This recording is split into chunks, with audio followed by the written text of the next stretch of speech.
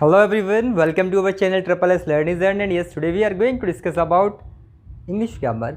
English grammar में हम लोग कर चुके हैं नाउन, प्रोनाउन, एडजेक्टिव और आज हम करने वाले हैं वर्ब का एक part that is models auxiliary verb. Models auxiliary verb को पढ़ने से पहले हम लोग जानेंगे थोड़ा सा एक इंट्रोडक्शन वर्ब का, क्योंकि अभी तक वर्ब हमने नहीं अपने इस प्लेटफॉर्म पे नहीं पढ़ा है. तो चलिए एक बार देख लेते हैं वर्ब क्या होता है. रेडी? चलिए बैठ जाइए सभी एक साथ, स्टार्ट करते हैं. Verbs are the action words, right? इतना जानते हैं. कोई भी एक्शन वर्ड है तो वो वर्ब है. हिंदी में क्या कहेंगे इसे? यानी कोई भी एक ऐसा शब्द, ऐसा वर्ड जिससे काम के होने का पता चले. For example, I am studying, मैं पढ़ रहा हूँ. इसमें क्या काम हो रहा है? पढ़ने का. तो स्टडी क्या हो गया? Verb. You are watching the video, इसमें क्या काम हो रहा है? भाई वीडियो देखने का काम हो रहा है. इसमें क्या हो गया? Verb, watch. चलो सर इतनी बात तो समझ आ गई. और तो एक दो एग्जांपल देखो और मुझे खुद से बताओ इनमें वर्ब क्या है. First example is I am watching video. अरे सर ये तो वैसा ही एग्जांपल है जो आपने दिया था. No problem. बहुत छोटे बच्चे जो हैं जिनको बिल्कुल भी आइडिया नहीं है वर्ब क्या होता है, मेरे उस एग्जाम्पल को और इस एग्जाम्पल को कोरिलेट करके देखो, सेम है. फिर दूसरा example, you may live long. इसमें बताओ वर्ब क्या है, मेन वर्ब क्या है, हेल्पिंग वर्ब क्या है, अगर आपको पता है तो. वरना चलिए आगे बढ़ते हैं. तो वर्ब जो है वो दो या कह सकते हैं 3 से 4-5 टाइप की वर्ब होती हैं, पर कॉमनली हम लोग जो पढ़ते हैं ना वो सिर्फ 2 ही पढ़ते हैं. क्या? हेल्पिंग वर्ब और मेन वर्ब. अब सर हेल्पिंग वर्ब और मेन वर्ब पढ़ते हैं तो इतना सब कुछ क्या लिख रखा है? अरे आ जाओ देखते हैं. हेल्पिंग वर्ब क्या होती हैं? हेल्पिंग वर्ब वो वर्ब जो मेन वर्ब की हेल्प करने के लिए, उसका टाइम बताने के लिए, टेंस बताने के लिए, वॉइस बताने के लिए यूज़ होती है. तो ये सब क्या है? अरे आ जाओ देखो देखो. प्राइमरी ऑक्सिलरी वर्ब और modals auxiliary verb are the type of helping verb, या फिर आप बोल सकते हैं ऑक्सिलरी वर्ब के 2 टाइप हैं ये. अब क्या डिफरेंस है? देखिए इसके अंदर छोटा सा डिफरेंस. क्या? Primary auxiliary verb main verb के बिना भी काम कर सकती हैं कभी कभी, यानी it can work like a main verb sometimes, not always. लेकिन मॉडल्स ऑक्सिलरी वर्ब वो वर्ब होती हैं जो कभी भी अकेले नहीं आएंगी. They always comes with the main verb. Main verb को साथ लेके आएंगी. मतलब आप एक मोटा मोटा आइडिया समझ सकते हैं. Models auxiliary verb pure helping verb है, लेकिन जिसका नाम है प्राइमरी ऑक्सिलरी वर्ब, ये मिक्स समझ सकते हो इसे. ये हो सकता है आपके अकेले भी आ जाए या फिर मेन वर्ब के साथ तो आनी है. ठीक. अब मेन वर्ब क्या होता है? सर मेन वर्ब को हमने 4 टाइप में डिवाइड कर दिया है. 4 टाइप में कर दिया. कौन कौन से 4 टाइप हैं? अरे फाइनाइट, नॉन फाइनाइट, ट्रांसिटिव और इंट्रांसिटिव. सब्जेक्ट के साथ आया वर्ब तो फाइनाइट, सब्जेक्ट के बिना भी आ गया, मीनिंग दे रहा है अपना, नॉन फाइनाइट. ऑब्जेक्ट की ज़रूरत पड़ती है या ऑब्जेक्ट के साथ है, ट्रांजिटिव. ऑब्जेक्ट की ज़रूरत ही नहीं है, मीनिंग कंप्लीट हो रहा है, इंट्रांजिटिव. ये हो गए आपके main verb.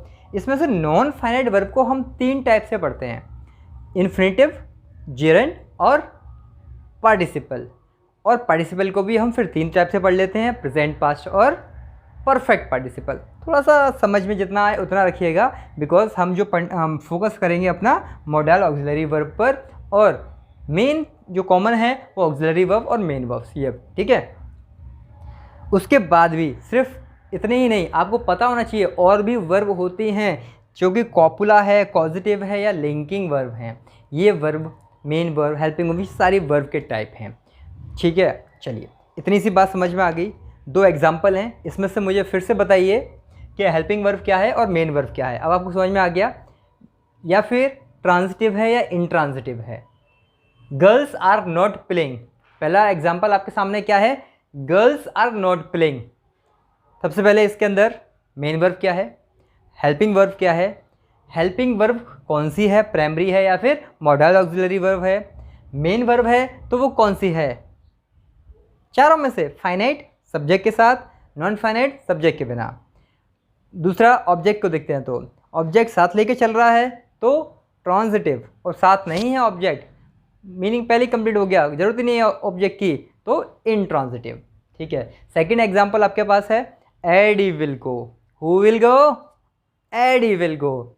Now in this sentence main verb क्या है, हेल्पिंग वर्ब क्या है? कमेंट कीजिएगा अपने आंसर्स को, अपने सारे आंसर्स जितने भी क्वेश्चंस यहाँ पूछे जाते हैं उनके आंसर्स कमेंट बॉक्स में ज़रूर लिखिएगा। ओके, तो स्टार्ट करते हैं अपना मॉडल्स। मॉडल्स क्या होते हैं, कौन कौन से मॉडल्स होते हैं, क्या ज़रूरत पड़ी मॉडल्स की, वर्ब की ऐसी कौन सी फॉर्म है जिनको यूज़ करते हैं, और एक्चुअल में क्या पॉइंट्स हैं जो हमें याद रखने चाहिए मॉडल्स को लिखते समय। ठीक है, तो देखिए अगर इसको शॉर्ट में समझा जाए बिल्कुल ही जनरल भाषा में कि मॉडल्स होते क्या हैं, तो modals are the words which express the mood of the speaker. मतलब तुम्हारे मन में चल क्या रहा है, आप कहना क्या चाहते हो, फीलिंग्स क्या हैं आपकी। जब अपने मन की बात को बताना हो तो हम मॉडल्स को यूज़ करते हैं। जैसे कि आपको बताना है यू कैन डू इट, आप किसी की एबिलिटी को बता रहे हैं, आप बता रहे हैं परमिशन मांग रहे हैं, मान लीजिए बता दिया आपने एबिलिटी, परमिशन सोचिए, आपने बोला मे आई कम इन, आपके मन में है कि आप एंटर कर जाएं, तो इसलिए आपने क्या किया, परमिशन मांगी, परमिशन के लिए यूज़ किया मॉडल्स का। कभी कभी आप क्या करते हैं, एडवाइस देते हैं, कैसे, you should respect your elders, है तुम्हें अपने बड़ों का सम्मान करना चाहिए। तो ऐसे ही बहुत सारे और एग्जाम्पल हम पढ़ेंगे। सबसे पहले एक फॉर्मल तरीके से पढ़ लेते हैं।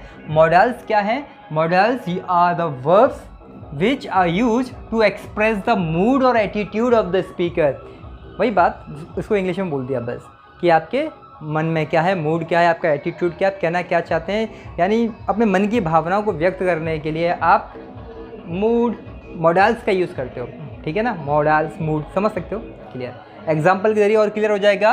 मे कम इन, कितना कॉमन एग्जाम्पल है, स्कूल में हर बच्चा पूछता है, किस लिए, वेरी गुड, परमिशन के लिए पूछते हैं। हाँ, सो इसमें मॉडल क्या है, मे, और मे क्या शो कर रहा है, permission.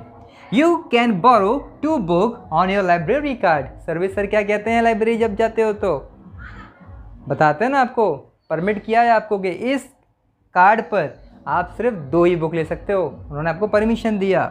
You should respect your elders, advice दे दी, है ना, हर कोई एडवाइस देता है, ये तो अपने बड़ों का सम्मान करना चाहिए आपको।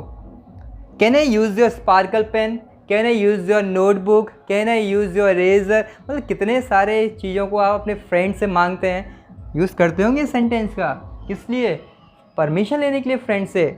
छोटी सी डिफरेंस देखिए, छोटा सा, कैन आपने यूज़ किया जब अपने फ्रेंड से या अपने बराबर के किसी पर्सन से आपने परमिशन मांगी, और मे का यूज़ किया आपने कब, जब अपने से बड़े से फॉर्मेलिटी के साथ आपने परमिशन मांगी। ठीक है, और ऐसी चीज़ें हम क्लियर करने वाले हैं आगे इस वीडियो में। और देखिए, could you give me a favour, कितनी प्यार से रिक्वेस्ट किया गया है, मतलब बहुत ज़्यादा पोलाइटनेस के साथ रिक्वेस्ट किया, क्या could you give me a favour, क्या आप मेरा एक फेवर करेंगे, तो कुड का यूज़ किया।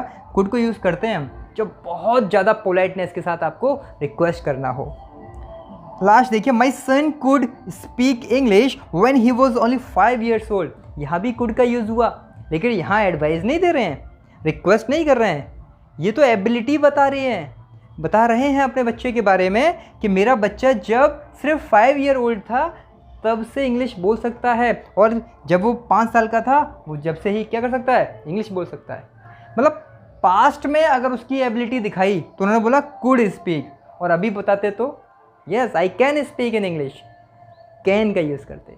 तो ये आपने देखा बहुत सारे मॉडल्स किस लिए यूज़ होते हैं। तो हम समझते हैं कि मोटे मोटे तौर पर हमने देखा कितने चीज़ों के लिए यूज़ होते हैं। तो यस, परमिशन के लिए, एडवाइस के लिए, रिक्वेस्ट के लिए, एबिलिटी शो करने के लिए, प्रॉमिस करने के लिए, पॉसिबिलिटी दिखाने के लिए, या प्रोविज़न करने के लिए, रोकने के लिए, सजेशंस के लिए, विश करने के लिए, प्रेयर करने के लिए, नेसेसिटी शो करते हैं ना, तो नेसेसिटी के लिए, कंपल्शन बताने के लिए, you must do it, compulsion दिखाने के लिए, ड्यूटी याद दिलाने के लिए, या आपकी इंटेंशन है उस इंटेंशन को बताने के लिए आप मॉडल्स का यूज़ करते हैं।